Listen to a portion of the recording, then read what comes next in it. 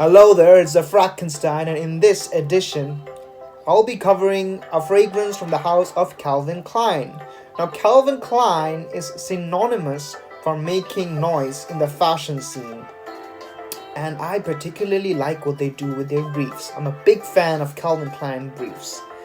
Now, as far as fragrances are concerned, their all-time bestseller is Calvin Klein 1, and since its release, there hasn't been any flanker or any Calvin Klein releases that has quite replicated that success story. In this edition, I'll be covering a flanker of the original, which is Calvin Klein 1 Shock. Now, with Calvin Klein, with the original, people had a problem, especially in the performance category, and the problem kind of goes somewhere along the lines of the joke I'm gonna crack. You know, that's what I do. I'm a class act when it comes to cracking those horrible jokes. So down with another one, eh? So, what does CK1 and someone suffering from premature ejaculation have in common? Well, they don't last long.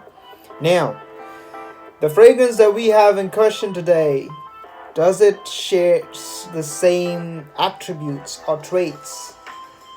Or does it outperform its predecessor?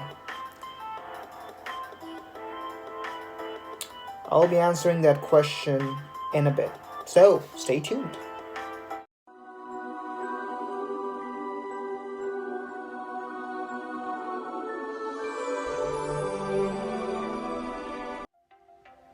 CK1 Shock comes in a thin cardboard box, pretty simple looking box. And you have a barcode below and a pretty simple box, got Calvin Klein on the top written. And perhaps the only thing that pops from this presentation is the way Shock is written here. The concentration is eau de toilette. I'll get back to that statement after these little details. The size is 100 ml. I believe it comes in 3 sizes, 50 ml, 100 ml, and 200 ml. Although in Fragrantica it says it comes in 2 sizes, but I've seen bigger bottle. And back to this tacky looking writing. This reminds me of writing in a movie, I think in Goosebumps or Ghostbusters, one of those, I can't seem to recall which one. And also one of the Nickelodeon show where the slime used to fall, that used to resemble this color. Kind of gives you a juvenile vibe. And to an average Joe, if they saw this box on the retail section, it would appear to them as a cheap, generic cologne. So something of havoc, an absolute havoc, marketing malfunction from CK. Personally, that's what I think. A little too tacky in terms of presentation. Now, as for the bottle, I think the bottle follows the same theme as the box. CK1 written here, the Shock, that synonymous tacky writing. And the bottle resembles the original CK1, but it comes in black. The sprayer shoots a decent mist of juice, but I'm not a big fan of the sprayer. I think the bigger bottle spray has a better distribution than this.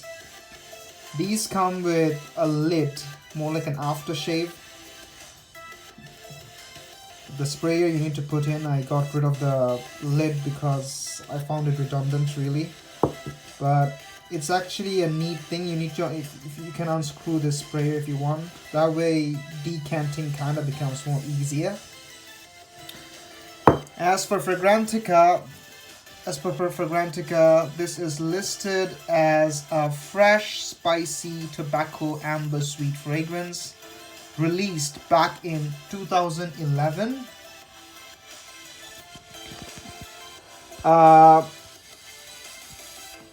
It's not the only one that was released. It was also released along with a counterpart of female CK1 shock for her, I think that was. This is CK1 shock for him. However, the other one, the female counterpart, I heard is more beastly. Anyway, I'll come back to that. Now, according to Fragrantica, it has top notes of lavender, clementine, cucumber, middle notes of osmanthus, cardamom, pepper, and basil. As for the base notes, it has musk, patchouli, amber, tobacco, and woodsy notes. That's about it for the presentation. Now, let me spray this on me to remind myself of the introduction of this fragrance. I actually got a fragrance on me currently. My scent of the day, if it's of any interest today, is Versace Man, a brilliant spicy tobacco fragrance. Something you should check out if you are into tobacco fragrances. You know, that's the theme I'm getting into. Here I have an empty spot, so I'll spray it here. 1, 2. Yep. That'll do. Now, that's nice actually. So, from the initial spray, I get that fruitiness. I think the introduction is quite fruity. You get the clementine on top, a very good dose of it, might I add. As it dries down, the tobacco pops up in the middle. Although it's the base note, but I think I find it in the middle. And when the tobacco pops up, the spices come to play as well. Primarily the cardamom. I don't know about the pepper much, but what I get from this is the clementine, the tobacco, the amber, obviously it's sweet, and the cardamom. This reminds me, I think I made it clear when I was doing the last review of the Zara Unexpected Fresh and Spicy. The kind of cardamom that has, this is similar to that as well. This was used as a reference in that video as well. If you haven't checked it out, you can go check it out yourself. So that is really actually nice. That cardamom, some of them has referred to as almost in the similar vein as La Nuit de l'Homme's cardamom. So at this point, this is really quite nice. The tobacco and the spices, how they play together. And through the life of it actually doesn't change much. Maybe in the beginning phase, you get the strong dose, I think around 10 to 15 minutes of that clementine. And then the clementine kind of fades away over time. And you're left with this beautiful tobacco and cardamom and amber. This is, and I also get a powdery vibe from it 1 or 2 hours in. So the lavender kicks in as well. That is what has that powdery effect on fragrances normally. That's about it. That's all I get from this fragrance. And as for, if I had to describe this, how would I describe it? I would describe it as entry level. This has been reiterated a number of times by multiple reviewers. I can see why. An entry level tobacco, sweet tobacco scent. That's how it described this. Um, this is actually, you know what this reminds me of? It reminds me of, I don't know why this has this connotation on me.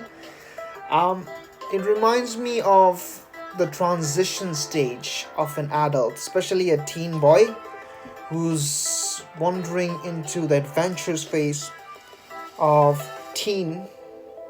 uh, teenage life into uni, like slowly getting rid of adolescence and hitting the puberty phase. That's what this reminds me of for some reason.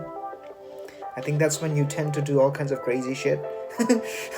And having tobacco in it, I think this is quite reminiscent of that feeling in me, personally. And this fragrance is perfect for students, especially the ones who are trying to do an upgrade from high school to uni. This is a perfect scent. This is the kind of scent that is a bit playful, but it's more on the serious side of things. So this, when you wear this in that age category, you'll be evoking the emotion that you shouldn't be taken lightly. And I think that's the phase when people tries to um, project that emotion, that things are getting serious now, the playful phase is over. The occasions that I see this relevant is in casual setting. The scent profile is pretty casual, but I think you can rock it in uni as well. um Uni, casual outing, casual dates, even clubbing, I would say, because this is quite unique. This has a unique take on how tobacco is presented. And as for, I think the older folks can also rock this. This is not strictly limited to those because it has that serious element. I think the old folks could also rock it. But the age category that I find it more sensible is those people like 17 to 23 is the 25. 17 to 25 is the appropriate age. And primarily my spectrum veers towards the younger size of things like 17 to 20. This is the perfect scent for them, especially on those settings that I've described. As for the season, this is strictly winter and autumn fragrance, because the darker notes kinda transpire into something magical in those seasons. Even in summer, cooler nights, you can rock this, but I would highly suggest winter and autumn to be the perfect time to wear this. As for performance, the bigger question, it easily outruns its original CK1, which barely lasts an hour. This, on my skin, the longevity on average is 4 hours, 3 to 4 hours, and projects for 1 hour. But the projection is not as beastly. I hear that CK1 for her is more like beastly. It outperforms this and has a better projection. But this, for the first hour, it doesn't actually jump out of your skin much. It just have a nice bubble for the first hour, and after that it becomes quite a close skin scent.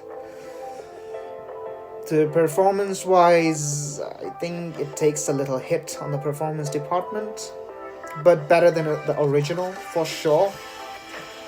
And I think another strong point this fragrance has is its price proposition. Currently in Notino, this is 100ml size going for $18.95, and a 200ml, which I think you should go for if you really like this scent profile, is only 27.17 quid. So extremely good value. For that price point, to have something in this genre is quite a nice bargain. Now this takes me to the overall rating. For versatility, I'll give it 6.5, and for uniqueness, I'll give it 8. For the smell, how I find it personally, I'll give it 8.5. But for performance, I'm afraid I need to rate it down a bit, so 6. Overall, giving it a rating of 7.25. I know I'm playing with the point decimals these days, but that is the true